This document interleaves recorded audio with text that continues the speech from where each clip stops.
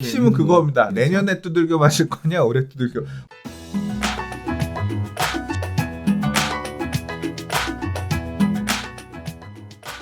자, 6번째 이야기 가볼게요. 자, 종부세 인상이 코앞입니다. 3주택자 종부세가 130만 원 더 낸다라는 얘기인데, 일단 뭐 3주택자의 종부세 130만 원이라는 것 자체는 크지 않아 보입니다만, 일단 내용은 그렇습니다. 국회 예산정책처의 김종우 의원이 종부세 법안에 대한 비용 추계가 얘기가 있었는데요. 종부세 세수 효과가 2022년까지 최대 3.5조 늘어날 것이다. 세부담이 2배 이상 늘어날 것이다. 라는 얘기들을 하고 있습니다. 그래서 1주택자, 2주택자 보유세, 3주택자 이상, 뭐 조정대상 지역 내 2주택자, 뭐 여러 가지 얘기들을 쭉 하면서 20대 국회를 마무리하는 이번 4월 임시국회에서 종부세 법안을 논의할 예정이라고 하고요. 민주당은 종부세 과세 기준이 6월 1일 이전에 법을 통과시키겠다는 입장이고, 반면에 뭐 미래통합당에서는 반대가 만만치 않아서 법안 통과 여부가 불투명하다라는 얘기인데, 일단 종부세가 인상을 하려면 법 개정이 추진이 되어야 되는 거고, 또 한편으로는 이렇게 법 개정이 되면 우리 신문기사에서 지속적으로 얘기 나왔던 것처럼 엄청나게 큰 폭의 종부세가 부담이 될 것으로 이렇게 예상들을 하고 있는데, 소장님 보실 때는 어떠세요? 종부세. 이게 12, 16 대책에서 얘기했던 내용들 이제 의원 입법 형태로 해가지고 통과시키겠다는 건데, 뭐 못했죠. 지금 다른 이슈들도 많았고 내부적으로 야당이랑 의견도 안 맞아가지고 통과 못 시키고 있었는데, 그러다 이제 총선 지나고 나서 이제 어떻게 될 거냐. 21대 다음 국회에선 되겠지. 근데 이제 핵심은 그겁니다. 그렇죠? 내년에 두들겨 마실 거냐, 올해 두들겨. 올해 지금 되면 올해 종부세부터 이제 올라간 거 내야 되는 거고, 내년에는 무조건 되겠죠. 내년에 되면 1년 버는 거지. 그 1년이 어디야. 예. 아무튼 그래서 그게 아리까리하다 그런 얘기입니다. 그래서 뭐 세금은 올라가겠죠. 일단은 올라간다라고 얘기하는 거는 이제 거의 사실상 기정사실화된 거죠. 지금 그죠? 국민들 대다수가 이런 중부세를 급격하게 늘리는 거에 대해서 동의했다는 거잖아요. 그래서 그 강남 3구는 그 미래통합당에서 의원들이 나 나왔나? 강남 3구에 누가 됐는지 어디가 됐는지 잘 몰라. 아, 그래요? 네. 몰라요. 거기가 핑크시더라고요. 잘 몰라. 네. 잘 몰라요.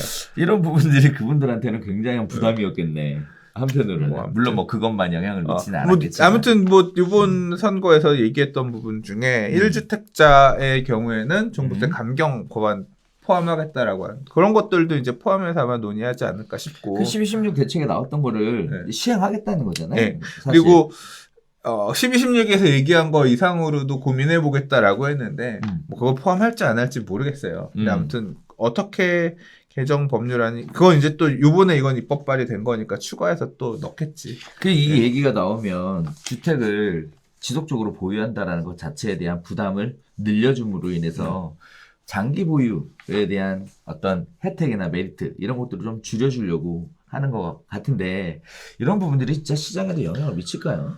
그렇죠. 세부담이 크니까 사실 다주택자가 집을 막 더 사는 거에 대해서는 압박이 생길 수밖에 없고, 강남의 여러 채 이런 것들은 굉장히 세율이 너무 진짜 세금이 크기 때문에 쉽지 않을 거예요. 그러니까 주택을 더 사는 거에 있어서 부담을 굉장히 그러니까 부담이 크기 때문에 막 추가로 더 사는 거는 굉장히 제한시키는 영향은 줄 것 같아요. 근데 이제 그런 것 같아요. 여기도 기사에서 보면 보세요. 종합부동산세를 이렇게 하게 되면 국회 예산정책처에서 볼 때 세수 효과가 2020년까지 최대 3.5조, 세부담 2배 이상. 그러니까 이 우리나라가 세를 뭐 이것저것에서 세들을 걷잖아요. 그 부분 중에서 이 보유세, 개 중에서 이제 종합부동산세가 차지하는 비율이 계속 늘어나는 거잖아요. 이 돈 갖다가 이제 예산 집행하고 할 거란 얘기인 거잖아요. 이게 이제 한번 이렇게 매년 얼마 정도의 사이즈의 보유세가 나올 거다. 왜냐하면 재산세라고 하는 건 정해져 있는 공시 가격들 기준으로 해서 나오는 거니까 일종의 매년 우리의 얼마의 세원은 이 종부세에서 나온다라고 하면 이걸 쉽게 못 건드린단 말이에요. 쉽게 못 건드릴 거예요. 왜냐하면 쓸 돈이 그만큼 줄어드는 거니까 국가 입장에서는. 그러면 주택을 갖고 있는 사람들 입장에서는 부담이지. 부담이고. 왜냐하면 세금이 줄어들지 않는다는 얘기니까. 이게 기준들 허들을 낮춰주면 예를 들어 지금 이제 9억 초과분 1주택자는 9억 초과분에 대해서 내고 다주택자는 6억 초과분에 대해서 세금을 내는데 이 종부세가 증가하는 추세가 되게 기하급수적으로 늘어났단 말이에요. 지난 몇 년간. 그렇죠. 근데 올라간 상태에서 계속 유지가 되면 희망이 없잖아. 지금 앞으로도 계속 그렇게 더 내면서 살아야 된다는 거니까. 그러니까. 근데 이제 이게 허들을 완화해주면 예를 들어서 1주택자는 9억이 아니라 12억 또는 다주택자는 6억이 아니라 9억 초과분에서 내에서 낸다라고 하면 허들이 줄면서 종부세가 이제 확 줄어드는 그런 효과를 기대해 볼 수도 있거든요. 근데 아마 안 해주겠지. 안 해주면 안 해주면 어떻게 반응할까요?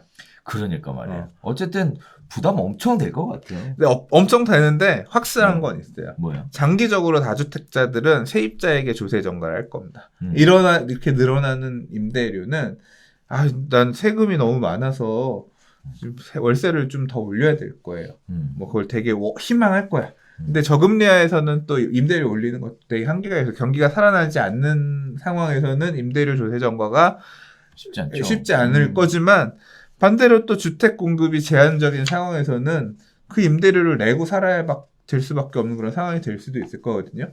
예, 그래서 뭐 이런 어떤 임대료가 증가할 수 있다, 조세 전가가 일어날 수 있다 이런 부분은 단기적인 예상은 아니고 장기적으로 영향을 미칠 수 있는 부분일 것 같습니다. 자, 종부세 뭐 해당되시는 분들은 이런 부분들이 어떻게 자기한테 영향을 미칠지에 대해 중요한 판단의 근거가 될 거는 분명한 것 같습니다. 아무튼 현명한 판단 기대해 보겠습니다.